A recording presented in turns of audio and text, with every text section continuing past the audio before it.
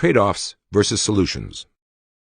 Perhaps the most fundamental difference between those with the tragic vision and those with the vision of the Anointed is that the former see policy-making in terms of trade-offs, and the latter in terms of solutions. This is not merely a difference in words or in optimism, but a difference in procedures.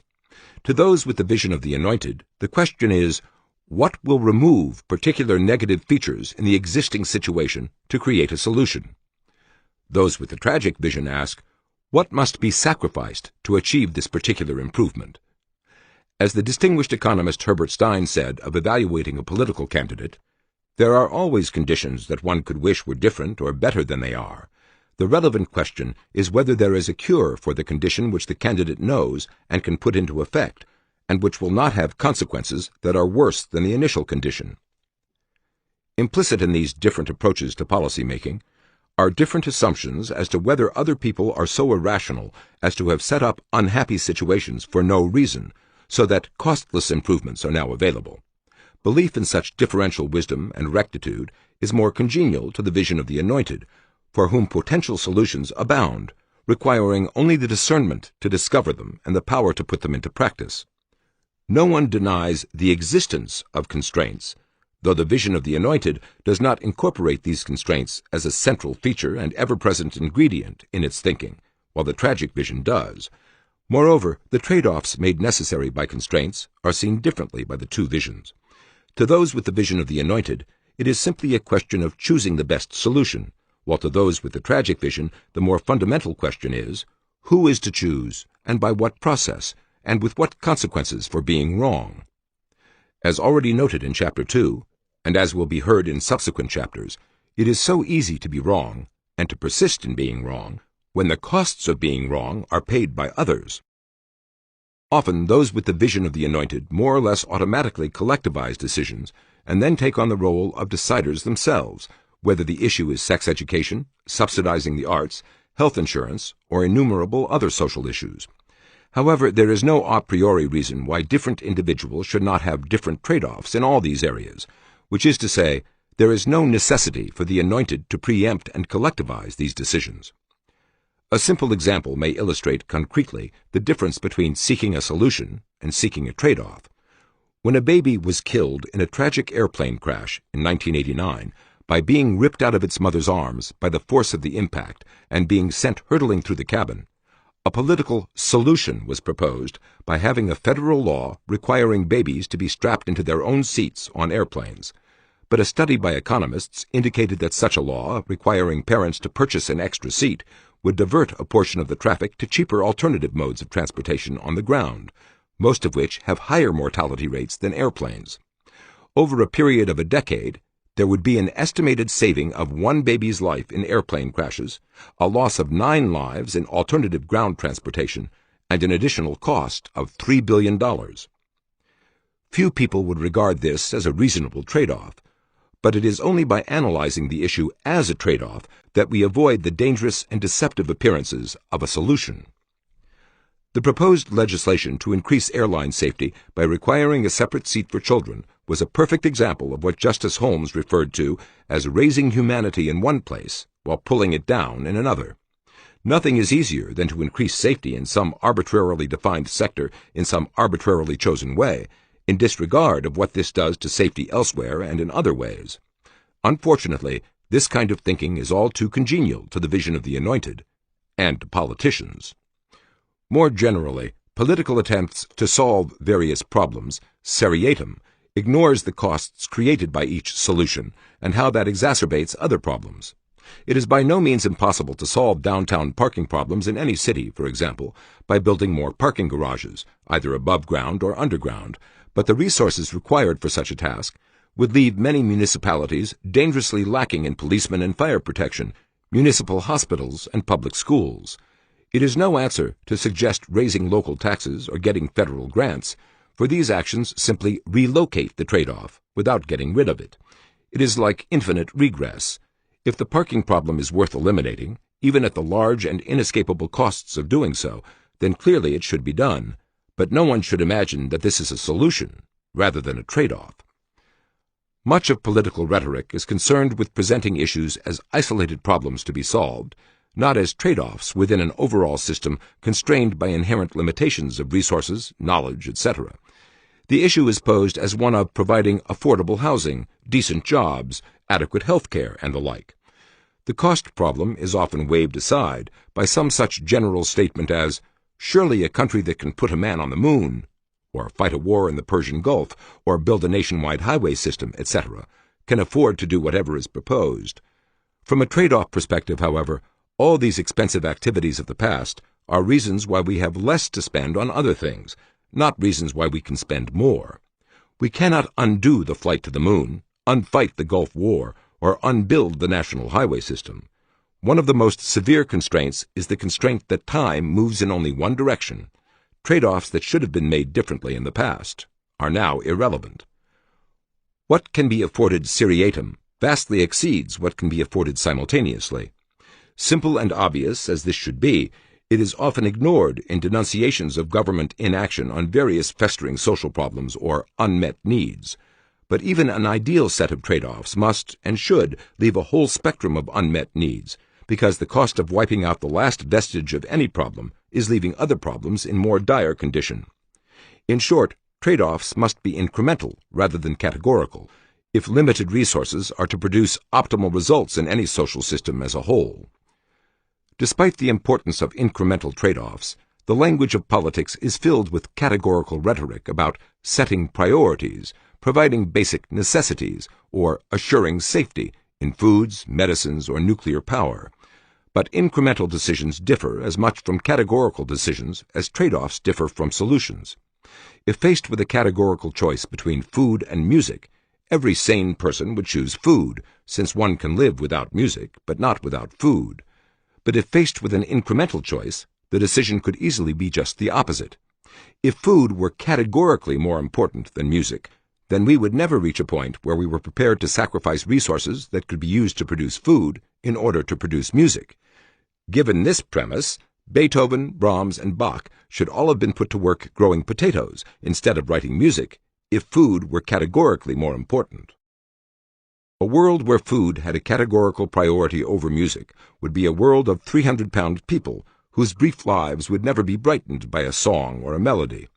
The fact that no one would advocate such an absurd and disastrous outcome in such an obvious case does not mean that people will not advocate equally absurd and disastrous outcomes in more complicated cases, where the connections are harder to follow and where the categorical language of priorities, necessities, or safety is set in the concrete of law or public policy, and where the consequences are either left unmonitored or are monitored by agencies with a vested interest in the continuation of the laws and policies which justify their own existence, money, and power. Put differently, many a sound and beneficial principle becomes a dangerous absurdity when it becomes a fetish. That is why any categorical principle must be assessed not only in terms of its soundness as a principle, but also in terms of what happens when that principle is applied categorically. Laws tend to be categorical, as do court determinations of what is and is not unconstitutional. That is fine when the law prohibits murder or kidnapping, for example, since virtually everyone is against these things in virtually all cases. But when laws and court decisions become the chosen instruments of social trade-offs, then it is not enough to examine the good intentions or even the sound principles behind the policies chosen, without examining also the effect of pursuing those policies through a categorical process. As already noted in the case of mandating separate airline seats for babies, policies chosen for the sake of safety can in fact make life more dangerous. Looked at more broadly, the pursuit of safety in disregard of costs means a degree of sacrifice of economic prosperity, and economic prosperity is itself one of the key factors in longevity. More prosperous individuals, classes, and nations tend to have lower death rates around the world, simply because of their greater ability to guard against diseases and against such natural disasters as earthquakes and floods. The costliness of first-rate medical care and medical research requires no elaboration. Earthquakes in San Francisco or Los Angeles do not kill nearly as many people as earthquakes that hit third-world cities. Flood conditions can be detected sooner and evacuations begun and carried out more quickly where there are ample resources to produce all the cars, planes, and other vehicles needed to move huge numbers of people out of danger. All these things are made possible by the material wealth which is often treated so disdainfully by those promoting safety. But to kill the goose that lays the golden egg is, in effect, to kill people. None of this means that safety laws and policies must be rejected categorically. On the contrary, it means that such laws and policies must be either accepted or rejected incrementally in the light of what is being sacrificed in the specific instance. But that, in turn, means that the incremental trade-off must be made through institutions and processes capable of such incremental decision-making, as courts of law or government bureaucracies seldom are. For example, if the costs of smokestack emissions must be paid in emissions fees or fines by those who own the smokestack, then their incentives will be to reduce those emissions in the most efficient way possible, to the point where the cost of further reductions would exceed the fees or fines. This is likewise the optimum trade-off for society, which gains nothing by further reductions at costs exceeding the damage done by the remaining emissions. To eliminate another $1,000 worth of emissions at a cost of $1 million is to make the society $999,000 worse off. Yet this can easily happen when laws, regulations, or court rulings categorically force cutbacks in emissions in some arbitrarily specified way to some arbitrarily specified level of safety. Often, the officially specified way of reducing pollution is not the most efficient way of doing so, or may have been the most efficient way when the laws, regulations, or court rulings were made, but is no longer, as technology advances. With the same goal being pursued incrementally through market processes, not only would polluters have incentives to reduce their pollutions in the most efficient way, but others would also have an incentive to keep trying to find still better ways to do so. But once official categorical edicts have specified a particular way of reducing emissions, there is less incentive for others to find alternative technologies for accomplishing the same purposes, when the costs and uncertainties of gaining official acceptance for the new technology reduce its prospective profitability. In many other ways as well, market economies often find it easier to decide issues incrementally. When an insurance company, for example, seeks additional customers for its fire insurance, it must determine incrementally how much risk it is prepared to accept in order to get the additional business, and how much it must condition its insurance policies on certain actions by the customer in order to reduce the risks of an outbreak of fire. Make the conditions too stringent, and another insurance company gets the customer. Make them too lenient, and losses from fires will exceed the premiums paid by the additional customers. But when a government agency attempts to insure against various disasters, either directly or by providing disaster relief after the fact, it seldom weighs such considerations incrementally or imposes constraints on the creation of risks. Instead, dangerous locations or behavior are subsidized at taxpayer expense, and the media often applaud the courage of those who choose to continue to live in harm's way in areas prone to flooding, hurricanes, fire, or other natural hazards. Because inherent limitations of human knowledge are among the most severe constraints, decision-making often involves not simply a trade-off of known consequences of alternative courses of action, but instead a weighing of varying probabilities of various outcomes. A certain level of pesticide residues in the soil creates a certain level of probability of a given increase in particular diseases, while banning the use of such pesticides creates a certain level of probability that other insect-borne diseases will increase, as, for example, a resurgence of malaria followed bans on DDT. Thus, the issue is not one of categorical safety, or even safety to some arbitrarily specified level, but rather of weighing alternative probabilities of alternative consequences. To say that pesticides, nuclear power, medicines, automobiles, or other things must be safe, either absolutely, which is impossible, or within some specified level of risk, is to say that only one set of probabilities will be weighed. Put differently, to minimize the overall dangers to human life and health is to accept specific preventable dangers, rather than follow policies which would create worse preventable dangers. The issue thus is not whether nuclear power is safe, but whether its dangers are greater or less than the dangers of supplying the same power from coal, oil, hydroelectric dams, or other ways of generating electricity, or the dangers in reducing the availability of electricity. Fewer or dimmer lights are almost certain to increase both accidents and crime, for example, and brownouts and blackouts create other dangers when people get trapped in elevators or fire alarm systems no longer function. To say that particular dangers on one end of a spectrum are intolerable, either absolutely or beyond some specified risk level, is to say that alternative dangers on the other end of the spectrum are acceptable in whatever open-ended ways they work out. People die when life-saving medicines are kept out of the United States because those medicines have not met the specified safety standards of the Food and Drug Administration.